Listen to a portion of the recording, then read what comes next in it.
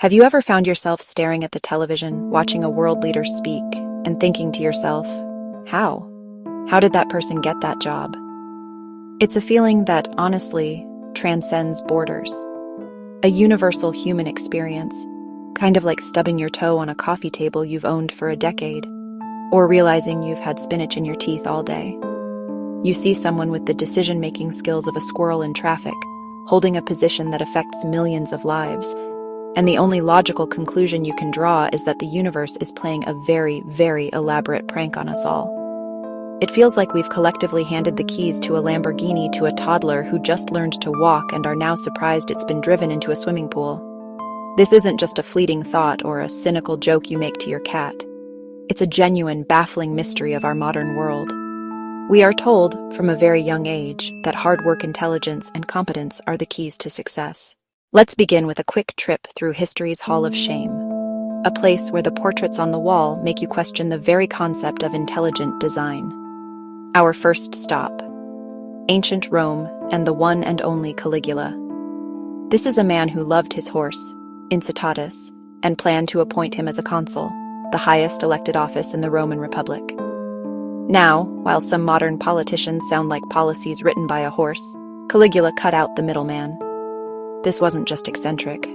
It showed a ruler detached from reality, consumed by power and treating a farm animal as a political equal. Consider King Charles VI of France, convinced he was made of glass, refusing touch for fear of shattering. The 20th and 21st centuries gave us leaders who make you wonder if there was a gas leak in the voting booths. We've seen leaders deny basic science, from climate change with the confidence of a man arguing with a GPS. So, how does this happen? How does the court jester end up on the throne? One of the most powerful tools in the fool's arsenal is, ironically, their own perceived foolishness. While the expert is busy explaining the nuanced, multifaceted nature of a problem, the fool is shouting, "Build a wall! Just print more money."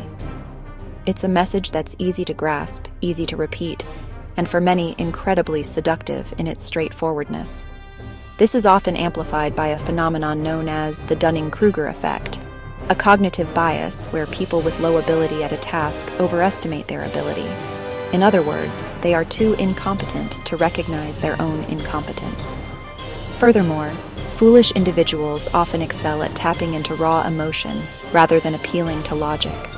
They are masters of the grievance narrative, skilled at identifying a group's fears and resentments, and then positioning themselves as the sole champion against those perceived threats. Finally, let's not forget the power of the spectacle. They turn politics into a reality show.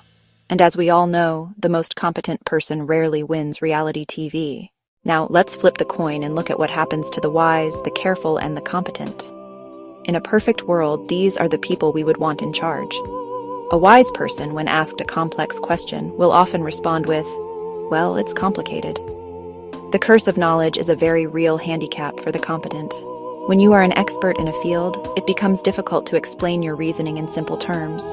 This makes the wise leader appear aloof, academic, and out of touch. Finally, wise leaders are often held to a much higher standard. Meanwhile, the fool can make a dozen gaffes before breakfast, and it's just written off as, "That's just who they are." This creates a bizarrely uneven playing field. So, if the fools are so obviously foolish and the wise are so obviously wise, why do we, the people, keep making the wrong choice? We tend to seek out and favor information that confirms our existing beliefs. A foolish leader is often a master at exploiting this. They create a strong sense of us versus them. It's not just our psychology that's to blame. The very systems we've built to select our leaders, look at our modern election cycles. They are long, grueling, and mind-numbingly expensive. The 24-hour news cycle and social media algorithms thrive on conflict, outrage, and spectacle. Disastrous decisions usually hurt the public, not the leader. Leaders are insulated by power, their wealth, and networks of loyal supporters. This lack of feedback is critical. Our leaders wear fireproof gloves, leaving the rest of us with the blisters. All right, after that thoroughly depressing tour of human fallibility, you might be tempted to just move to a remote cabin and communicate only with squirrels. And honestly, who could blame you? But if we're going to stick around and try to fix this mess, what can actually be done? First and foremost is promoting media literacy and critical thinking from a young age. Teach people how to spot misinformation. An electorate that can't be easily fooled is the best defense against a foolish leader. We also need to demand more from our media. Support in-depth, investigative journalism that focuses on policy and substance, not personality and gaffes. Systemic reform is also crucial. This could mean campaign finance reform, changes to primary systems, exploring different voting systems like ranked choice voting. Ultimately, it comes down to a shift in our collective values.